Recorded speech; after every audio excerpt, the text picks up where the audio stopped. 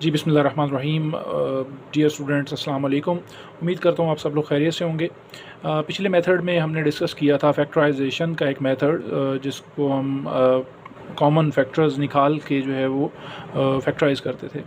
आज का मेथड है जिसका नाम है मिड टर्म ब्रेक मेथड। इस मेथड के नाम को याद रखिएगा, आगे चल के हम जब क्वेश्चन करेंगे तो आपको उसमें पता चलेगा कि इस मेथड का नाम क्यों रखा गया है। अच्छा, अक्सर टीचर्स ये बात नहीं बताते और बच्चे भी कंफ्यूज ही रहते हैं, तो ये समझ लें गोल्डन टिप है। जैसे कि आपको पता है हमारे चैनल की रवायत है कि गोल्डन टिप दी जाती है, तो गोल्डन टिप यहाँ पे ये हुआ करेगी, हर लेक्चर में हुआ करेगी। अगर किसी लेक्चर में ना ऐड कर सका तो आप कमेंट सेक्शन में पूछ भी सकते हैं। तो इस लेक्चर में गोल्डन टिप ये है, बच्चे अक्सर ये इग्नोर कर देते हैं कि क्वेश्चन पूछना भूल जाते हैं कि सर, और कन्फ्यूजन का शिकार रहते हैं कि सर ये जो मेथड है, क्या ये मेथड पिछले सवाल जो किए थे उस पर भी लग सकता है, या फिर ये मेथड सर हर तरह के क्वेश्चन पे लग सकता है। तो इस क्वेश्चन का जवाब आपको देता चलूँ कि बेटा सबसे पहले आपको ये बात पता रखनी है कि ये मैंने कुछ ना टाइप्स ऑफ इक्वेशन लिखे हैं, एक्सप्रेशन लिखे हैं सॉरी। तो ये पहली टाइप देखें, इसमें हमारे पास टर्म्स जो है वो ऐसी टर्म्स हैं जिसमें वेरिएबल इस्तेमाल हुआ हुआ एक्स, ठीक है, ए बी कॉन्स्टेंट है, जबकि वेरिएबल के ऊपर पावर जो है वो 1 है। आपको पता है ना, अगर वेरिएबल के ऊपर पावर ना हो तो उसके ऊपर 1 होता है। अच्छा, ये बच्चे अक्सर भूल जाते हैं कि वेरिएबल के ऊपर पावर नहीं है तो क्या लगाना है। इसको याद रखने का तरीका ये याद रख लें कि अगर किसी के पास दुनिया में कोई शख्स नहीं होता या किसी का कोई नहीं होता तो उसको हम कहते हैं जी उसका अल्लाह है, ठीक है। और अल्लाह कितने होते हैं? 1 होते हैं। तो इस तरह से भी आप याद रख सकते हैं कि अगर किसी वेरिएबल के ऊपर पावर नहीं है तो उसकी पावर क्या होगी? 1 होगी, ठीक है जी। तो इस तरह से याद रख। अच्छा, बहरहाल तो बात बताने वाली ये है कि इसमें वेरिएबल की मैक्सिमम पावर क्या है? 1 है। तो बड़ा ऐसी एक्सप्रेशन जिसमें वेरिएबल की मैक्सिमम पावर 1 हो उसको हम कहते हैं दैट इज़ लीनियर इक्वेशन। क्या कहते हैं जी? लीनियर एक्सप्रेशन, सॉरी, उसको हम कहते हैं लीनियर एक्सप्रेशन। तो ये हमारे पास एक लीनियर एक्सप्रेशन है, ठीक है। और इसके बाद आगे बढ़ते हैं तो ये क्वेश्चन है, एक हमारे पास एक्सप्रेशन है जिसमें x की वेरिएबल कितनी है। इसमें x की वेरिएबल बढ़ के हमारे पास 2 हो गई। अच्छा, मैक्सिमम वेरिएबल की बात, पावर की बात कर रहा हूँ। अच्छा, इसमें देखिए ना, आपके पास x की पावर मैक्सिमम 2 है और उसके बाद 1 भी है और कांस्टेंट टर्म भी है। तो मैक्सिमम पावर पे फोकस कीजिए। अगर एक एक्सप्रेशन में वेरिएबल की मैक्सिमम पावर 2 हो तो उसको हम कहते हैं क्वाड्रेटिक एक्सप्रेशन। तो ये क्वाड्रेटिक एक्सप्रेशन वाली जो बात है ये बहुत ज़्यादा इम्पॉर्टेंट है, इसको आपने ध्यान से देखना है, ठीक है जी। क्वाड्रेटिक एक्सप्रेशन क्या होता है और इससे हमारा क्या ताल्लुक़ होगा ये हम आगे चल के अभी डिस्कस करते हैं। तो ये इसको ज़हन नशीं रखिएगा। अच्छा, इसी तरह अगर वेरिएबल की पावर बढ़ जाए, वेरिएबल की पावर यहाँ पे देखिए 3 हो गई है, ठीक है, मैक्सिमम पावर वेरिएबल की 3 है। तो अगर एक क्वेश्चन ऐसा हो जिसमें वेरिएबल की पावर मैक्सिमम 3 हो तो उसको हम कहते हैं क्यूबिक, ठीक है जी। ये देखिए हमने लिखा हुआ है, तो ये क्यूबिक एक्सप्रेशन जो है वो कहलाएगा। अच्छा सर, बच्चे सवाल करते हैं कि सर इससे अगर पावर बढ़ जाए 4, 5, 6 हो जाए तो उसका क्या नाम होगा? बेटा उसका नाम पोलिनोमियल होगा, पोलिनोमियल एक्सप्रेशंस कहेंगे, ठीक है। तो ये आपको पहली बात बताता चलूँ कि ये आपने टाइप्स पढ़ी हैं। अब ये क्यों पढ़ाई हैं सर आपने? बेटा उसकी वजह ये है कि ये आपको बताना था कि जो हम मेथड लगाया करेंगे मिड टर्म ब्रेक मेथड, वो मेथड हमेशा क्वाड्रेटिक एक्सप्रेशन पे अप्लाई होगा। किस पे? जी बिल्कुल, ये जो दरमियान में हमने लिखा हुआ है क्वाड्रेटिक एक्सप्रेशन, इस तरह की टाइप के ऊपर हम मेथड को अप्लाई कर सकते हैं, मिड टर्म वाले मेथड को, ठीक है जी। तो इसको मैंने नोट किया हुआ है। तो यहाँ पे देखिए मैंने लिखा हुआ है कि we must mostly apply this method on only quadratic expression for factorization, ठीक है जी। और यहाँ पे नोट है जिसमें स्पेशल टेक्निक बताई हुई है, मतलब फैक्टराइजेशन करने का तरीक़ेकार जो होगा मिड टर्म ब्रेक मेथड से, उसका एक स्पेशल टेक्निक होगी, ठीक है। बुक पे कोई और मेथड दिया होगा, कुछ थोड़ी बहुत चेंजिंग होगी, लेकिन जो मैं पढ़ाऊँगा वो थोड़ा सा आसान भी होगा और उसमें गोल्डन टिप भी होगी, ताकि आसान जो स्लो लर्नर बच्चे हैं वो भी उसको कर सकें। तो इसमें देखिए मेरे पास बुक पे उसने 6 स्टेप्स बनाए होंगे, मेरे पास स्टेप्स 5 हैं और मेरे स्टेप थोड़े से डिफरेंट हो सकते हैं। तो मैंने यहाँ पे लिखा हुआ है there will be 5 steps for this method. तो ये इस मेथड के 5 स्टेप्स में हम इसको सॉल्व करेंगे। और कैसे करेंगे? तो चलिए चलते हैं क्वेश्चंस की तरफ। जी बेटा, क्वेश्चन नंबर 2 मैंने स्किप किया है क्योंकि वो बहुत इम्पॉर्टेंट है। वो इसलिए स्किप किया है क्योंकि उसमें भी मिड टर्म ब्रेक मेथड का इस्तेमाल हमें करना पड़ेगा। तो क्वेश्चन नंबर 2 को स्किप करते हुए हम लोग क्वेश्चन 3 और फिर 4 करेंगे। मुझे उम्मीद है कि अगर आप क्वेश्चन नंबर 3 समझ लेते हैं तो क्वेश्चन नंबर 4 में आपको एक गोल्डन टिप देने के बाद आप उसके सारे पार्ट्स खुद करने के काबिल हो जाएंगे। यही है हमारे चैनल की खसूसियत।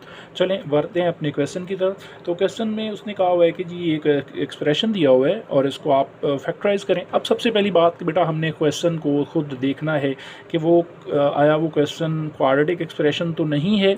अगर वो क्वाड्रेटिक एक्सप्रेशन है जैसा कि यहाँ पे है तो इसमें हमने क्या मेथड लगाना है, कौन सा मेथड लगाना है? जी बिल्कुल, आपने मिड टर्म ब्रेक मेथड लगाना है। ठीक है जी। अच्छा, तो इस क्वेश्चन को करने के लिए आप सबसे पहले कुछ स्टेप्स को फॉलो करेंगे। बेटा आपके पास क्वेश्चन दिया हुआ है, कुछ स्टेप्स जो हैं वो मैं यहाँ पर आपको बताता चलूँ कि जो मैं करवाऊँगा वो आप रफ़ वर्क पे भी कर सकते हैं साइड पे, ठीक है, या फिर आप जो है क्वेश्चन के अंदर यहाँ पे साइड पे भी सॉल्व कर सकते हैं। लेकिन मैंने चूँकि आपको डिटेल के साथ समझाना है तो मैंने एक अलहदा पेज का इंतखाब किया है जिस पे मैं स्टेप्स करूँगा, लेकिन मैं नीट रजिस्टर के ऊपर जो है या क्वेश्चन पेपर के ऊपर उनको मेंशन नहीं करूँगा। तो ध्यान दीजिए, मैंने स्टेप्स को नंबर भी दिए हैं। आपने बुक पर जब आप क्वेश्चन नीट रजिस्टर पे नोट करें तो मेरा ये मशवरा है कि आप पहला क्वेश्चन करने के लिए स्टेप्स नंबर भी नोट कर लें, लेकिन ऐसा ज़रूरी नहीं है कि आप हर क्वेश्चन में ही स्टेप नंबर भी लिखते पड़े। तो बहरहाल चलते हैं आगे, क्वेश्चन करते हैं जी। क्वेश्चन में क्या कहा हुआ है? सबसे पहला स्टेप ये होगा बेटा, आपने करना क्या है, आपने क्वेश्चन के अंदर पहला स्टेप के अंदर दो चीज़ें करनी है। कांस्टेंट टर्म लेनी है और एक्स स्क्वायर का कोफिशिएंट लेना है। एक्स स्क्वायर का कोफिशिएंट यहाँ पे एक बहुत इंपॉर्टेंट बात, गोल्डन टिप, वो ये है कि एक्स अगर किसी वेरिएबल के साथ कोफिशिएंट ना दिया हो तो उसके साथ कोफिशिएंट भी 1 तस्वुर होगा। जैसे कि यहाँ पे नहीं है तो मैंने 1 लिख दिया, इसी तरह एक्स का कोफिशिएंट भी नहीं है तो मैंने अपनी तरफ से 1 ऐड कर दिया। तो ये याद रखिए कि अगर एक्स स्क्वायर का कोफिशिएंट नहीं है तो 1 होगा। अच्छा, क्वेश्चन नंबर 4 में और 3 में यही डिफरेंस होगा कि क्वेश्चन नंबर 3 के जितने भी पार्ट्स होंगे उसमें एक्स स्क्वायर का कोफिशिएंट नहीं होगा, जबकि क्वेश्चन नंबर 4 के तमाम पार्ट्स में कोफिशिएंट होगा एक्स स्क्वायर का भी। तो बस ये थोड़ा सा फ़र्क है, बाकी मेथड यही होगा। तो एक्स स्क्वायर का कोफिशिएंट नहीं था, हमने 1 लिख लिया। पहला स्टेप ये होगा कि आप 12 को या जो भी कांस्टेंट टर्म है उसको एक्स स्क्वायर के कोफिशिएंट से मल्टीप्लाई करेंगे। देखिए यहाँ पे मैंने लिखा हुआ है स्टेप नंबर 1, आपने 1 लिया जो कि एक्स स्क्वायर का कोफिशिएंट था और 12 लिया जो कि कांस्टेंट टर्म थी, उन दोनों को मल्टीप्लाई किया तो जो आंसर हमारे पास नंबर आया वो आया 12। हमारे पास जो नंबर मल्टीप्लाई करने के बाद आया वो 12 नंबर आया। ठीक है जी। और इसी स्टेप में आपने क्या करना है, अब आपने मिड टर्म का कोफिशिएंट लेना है जो कि एक्स का कोफिशिएंट बनता है, जो कि यहाँ पे नहीं था तो हमने 1 लिख लिया अपनी तरफ से, क्योंकि हमें पता है कि जहाँ पे कोफिशिएंट नहीं होता वहाँ पे 1 होता है। तो मिड टर्म का कोफिशिएंट 1 हमने यहाँ पे ले लिया, ये कोफिशिएंट ऑफ मिडिल टर्म है। तो हमने ये दोनों नंबर्स नोट डाउन कर लेने हैं ऑन रफ पेज। ठीक है जी। हमारे पास एक नंबर 12 आया और एक नंबर 1। अच्छा, अब आपने क्या करना है, स्टेप नंबर 2 ये करना है कि आपने ये जो 12 नंबर प्रोडक्ट के बाद आया है इसके फैक्टर्स बनाने हैं। टोटल पॉसिबल फैक्टर्स कितने भी होंगे वो सारे आप नोट डाउन करेंगे। तो देखिए स्टेप नंबर 2 में आपने 12 के जो फैक्टर्स हैं, पॉसिबल फैक्टर्स हैं, वो लिख लिए। जैसे कि मुझे नज़र आ रहा है कि मेरे पास 12 1 द 12 बन सकता है, 6 2 द 12 बन सकता है, 4 3 द 12 बन सकता है। इसके अलावा कोई भी और पॉसिबिलिटीज़ नहीं हैं, यानी कि यही टोटल फैक्टर्स हैं। अच्छा, कुछ बच्चे कहते हैं सर जी 1 × 12 भी है या 2 × 6। बेटा एक ही बात है, 6 पहले लिख लो, 2 पहले लिख लो, 4 की जगह 3 पहले लिख लो, वो एक ही बात है। पर ये 3 तरह के हमारे पास जो पॉसिबल फैक्टर्स हैं वो बन सकते हैं। अच्छा, तो हमने ये दूसरा स्टेप ये किया। पहला स्टेप हमने क्या किया, कांस्टेंट टर्म और कोफिशिएंट एक्स स्क्वायर के कोफिशिएंट को मल्टीप्लाई करके नंबर नोट किया। और दूसरे स्टेप में इसी स्टेप में हमने दूसरा काम ये किया कि मिडिल टर्म का कोफिशिएंट भी नोट डाउन कर लिया। स्टेप नंबर 2 में हमने क्या किया, जो प्रोडक्ट करके हमने 12 बनाना था, यानी कि 12 के पॉसिबल फैक्टर्स को नोट डाउन कर लिया। अब तीसरा step that is very important, इसी में एक गोल्डन टिप दूंगा जो कि आपने याद रखनी है। बट वो ये है कि हमने इन दोनों को मतलब कोफिशिएंट्स में से सिलेक्ट करना है कि हमारे पास जो फैक्टर्स हैं वो कौन से होंगे। हमने इसमें से जो है वो कौन सा फैक्टर्स जो है वो सिलेक्ट करना है। पहले स्टेप 2 की बात कर लेते हैं। इसमें से हमने सिलेक्ट करना है फैक्टर्स को कि हमारे पास कौन से फैक्टर्स जो हैं वो हमें क्वेश्चन हल करने में यूज़ करने पड़ेंगे। तो बेटा इसमें बहुत इंपॉर्टेंट बात है, एक बात याद रखिएगा, हमने वो फैक्टर्स सेलेक्ट करने हैं जो दो काम करें, हमारी दो शराइत को पूरा करें। पहली शर्त ये है कि अगर हम उन दोनों को मल्टीप्लाई करें तो हमारे पास ये नंबर 12 आना चाहिए, ठीक है। और दूसरी बात कि अगर हम उन दोनों नंबर्स को इकट्ठा करें, इकट्ठे में दो चीज़ें हो सकती हैं, या प्लस करके या माइनस करके इकट्ठा करेंगे, यानी कि अगर हम उन दोनों नंबर को प्लस करें या माइनस करें तो उस केस में हमारे पास ये जो नंबर 1 है मिडिल टर्म का कोएफिशिएंट वो बनना चाहिए। जी देखिए मैंने क्या कहा, रिपीट कर रहा हूँ, जो दो फैक्टर्स हम सेलेक्ट करेंगे वो हमारी दो शराइत को फॉलो करें कि प्रोडक्ट करें तो 12 आए और प्लस या माइनस करें तो मिडिल टर्म वाला कोएफिशिएंट 1 आए। तो देखिए अब सिलेक्ट करते हैं, जैसे कि देखिए 12 तो सभी से आ रहा है क्योंकि हमने ये फैक्टर ही 12 के निकाले हैं, तो 12 तो सभी से आएगा। अब इनमें से वो फैक्टर हम सेलेक्ट करेंगे जिसको प्लस या माइनस करने से हमारे पास क्या आए, जी बिल्कुल 1 आए। तो देखिए 12 + 1 करें तो 13 आता है, माइनस करें तो 11 आता है। इसका मतलब ये वाला फैक्टर तो हमारा फैक्टर सिलेक्ट नहीं हो सकता, ठीक है। इसी तरह 6 को मल्टीप्लाई 2 करें 12 तो बनेगा, तो अब प्लस करें तो 8 बन रहा है, लेकिन माइनस करें तो 4, लेकिन हमें क्या चाहिए, प्लस माइनस करने पे 1, तो ये भी हमारा फैक्टर सिलेक्ट नहीं हो सकते। इसके बाद तीसरा जो आखिरी ऑप्शन है हमारे पास वो ये है कि 4 और 3 अगर इनको मल्टीप्लाई करें 12 है, प्लस करें 7, लेकिन माइनस करने से क्या मिल रहा है, जी बिल्कुल 1। तो माइनस करने से हमारे पास 1 हमें सिलेक्ट हो रहा है, तो इसका मतलब हमारे जो सिलेक्टेड फैक्टर्स होंगे या मुमकिन फैक्टर्स होंगे वो 4 और 3 होगा। जी बेटा, तो ऐसे आपने हर नंबर के फैक्टर्स जो हैं वो सिलेक्ट कर लेने हैं। आखिरी स्टेप नंबर 3 इस लिहाज से जो है इम्पॉर्टेंट स्टेप है कि इसमें आपको गोल्डन टिप दी जाएगी और इसमें दो केसेस डिस्कस किए जाएंगे। वो ये है कि बेटा आपने इसमें ये जो कांस्टेंट, ये जो टर्म्स थी हमारे पास, बेसिकली ये मैंने 3 टर्म्स जो हैं वो क्वेश्चंस वाली ही निकाली हैं ताकि मैं आपको केसेस अलग-अलग समझा सकूं। तो बेटा सबसे पहले देखिए कि अगर आपके पास केस 1 में ये होगा कि अगर आपके पास कांस्टेंट, पहले कांस्टेंट से शुरू कर दें, कांस्टेंट के साथ साइन हो प्लस का, साइन हो सम का, ये साइन है सम, ठीक है जी। तो बेटा इसका मतलब ये होगा कि जो दोनों फैक्टर्स बनेंगे जैसे 4 और 3 है, उन दोनों के साथ सेम साइन आएगा। यहाँ से याद रखने का तरीका है एस सम और एस फॉर सेम, ठीक है जी। अगर यहाँ पे कांस्टेंट के साथ प्लस है तो सेम साइन आएगा। अच्छा सर, बच्चे पूछते हैं सर कौन सा साइन आएगा, दोनों के साथ वो साइन आएगा जो अगली टर्म के साथ होगा। अगर यहाँ पे प्लस है तो दोनों के साथ प्लस लगा दीजिए, अगर यहाँ पे माइनस है तो दोनों के साथ माइनस लगा दीजिए। ये बात समझ आ गई है, उम्मीद है कि आपको समझ आ गया होगा। तो पहला केस ये है कि अगर कांस्टेंट के साथ प्लस हो या सम हो, सम का साइन हो, तो ये हमें बोल कर बताएगा कि मैं चूँकि सम हूँ तो मैंने सेम साइन देना है, और दोनों के साथ वही साइन देगा जो अगली टर्म के साथ होगा। यानी कि अगर प्लस है तो प्लस लगा दें दोनों के साथ, अगर माइनस है तो दोनों के साथ माइनस लगा दीजिए।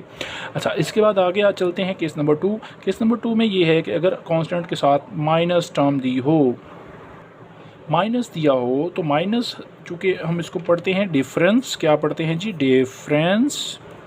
तो बेटा यहाँ से याद रखें, डिफरेंस से ही एक वर्ड मैंने मुतारफ़ करवाया है, वो है डिफरेंट। डिफरेंट का मतलब मुख्तलिफ।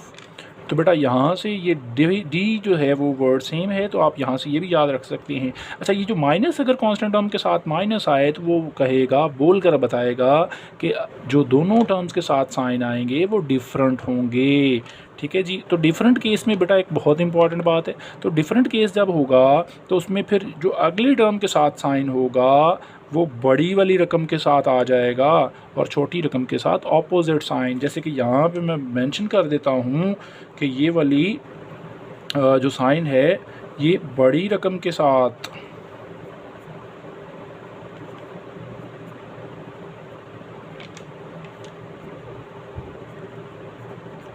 तो मसलन मिसाल के तौर पे यहाँ पर माइनस है और यहाँ पे प्लस दिया हो, तो हम क्या करेंगे, बड़ी टर्म के साथ हम प्लस लगा देंगे यहाँ वाला साइन और दूसरी के साथ माइनस, या फिर ऐसा हो कि यहाँ पे माइनस है तो इधर माइनस दिया हो इधर भी माइनस हो, इसका मतलब डिफरेंट साइन और बड़ी के साथ माइनस, छोटी के साथ प्लस। जी बिल्कुल, उम्मीद है आपको समझ आ गई होगी बात। अब हम क्वेश्चंस के मुताबिक अपने क्वेश्चन के मुताबिक साइन लगाते हैं। तो यहाँ पे देखिए 12 कांस्टेंट है, कांस्टेंट के साथ माइनस का साइन दिया हुआ है, तो इसका मतलब डिफरेंट साइन होंगे। और फिर अगर डिफरेंट है तो बड़ी के साथ एक्स के साथ जो कोफिशिएंट है उसका साइन होगा। इसका मतलब हमारे पास जो दो कोफिशिएंट बने 4 और 3, उसमें से 4 के साथ प्लस आ जाएगा और छोटी टर्म 3 के साथ माइनस आ जाएगा। तो ये आपके दो मतलब फैक्टर्स जो हैं वो बनेंगे और इनके ये साइन होंगे। तो अब आपने क्या करना है, ये बेटा स्टेप नंबर 3 था, जिसको आपने हर सूरत जो है वो समझ कर करना है। इसके आगे चलते हैं। अब ये स्टेप 3 के बाद जो स्टेप करेंगे वो हम नीट रजिस्टर के ऊपर करेंगे। तो यहाँ पे क्वेश्चन को सॉल्व करना शुरू करते हैं।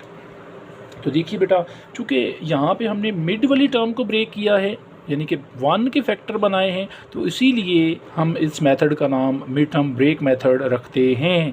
तो ये बात याद रखिए। अच्छा, मिड टर्म वाली को ब्रेक किया, बाकी दोनों तो नहीं किए, तो उसको आप जब सॉल्व करेंगे तो आप बाकी दोनों टर्म्स को same as it x square को भी ऐसे लिख देंगे और -12 को भी ऐसे ही नोट डाउन कर देंगे। तो आपने जो फैक्टर्स बनाए थे वो 1x के थे, ठीक है, 1 के थे। 1 को तोड़कर हमने 4 और 3 में ऐड किया, चेंज किया। तो आप इसी के फैक्टर लिखें +4 -3। और अच्छा, यहाँ भी एक बात याद रखिए, चूँकि 1 के साथ x था तो इन दोनों के साथ भी हमें x ऐड करना है, यानी कि 4x और 3x। इसके बाद आप देखिए क्वेश्चन में 4 टर्म्स हैं। बेटा, जब क्वेश्चन में 4 टर्म्स हों तो हम हमेशा ये करते हैं कि पहले 2 में से कॉमन लेंगे। ये स्टेप नंबर 4 है। तो हम पहले 2 में से कॉमन, दोनों में से कॉमन x आ रहा है, अंदर बच गया x +4, और आखिरी दोनों में से कॉमन -3, तो उनमें से कॉमन -3 निकालने से साइन भी चेंज होगा, तो अंदर बच गया x +4। बेटा, यहाँ तक क्वेश्चन करने के बाद आपको यहाँ से ये बात का अंदाज़ा हो जाएगा कि आप क्वेश्चन सही कर रहे हैं या गलत। कैसे, देखिए कि अगर क्वेश्चन में ये फैक्टर जो ब्रैकेट में कॉमन हमारे पास आ रहा है, ये जो अंदर बचा है, ये सेम हो, साइन का फ़र्क भी नहीं होना चाहिए। अगर ये सेम है तो आपका क्वेश्चन सही हो रहा है। तो देखिए, अच्छा, पहला ये जो स्टेप है इसमें 2 दफ़ा कॉमन करेंगे। एक पहले टाइम आप पहली दो दूसरी 2 में से कॉमन, और आखिरी टाइम आप पूरे क्वेश्चन में से कॉमन देखिए, तो पूरे में से कॉमन आ रहा है x +4, तो इसको बाहर कॉमन कर लीजिए। तो अंदर हमारे पास पहली टर्म में से बच गया x और बाहर एक दूसरी टर्म में बच गया हमारे पास 3। तो देखिए, ये जब हमने फैक्टराइज़ किया तो हमारे पास ये टर्म हमारे 2 फैक्टर्स बन गए और यही हमारा आंसर होंगे।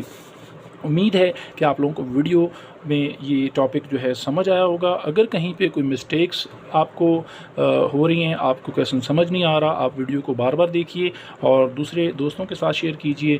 कोशिश करूँगा कि आपको आसान से आसान मेथड बनाकर समझाए जाएँ और आपके लिए आसानी पैदा की जाए। अल्लाह हाफ़िज़।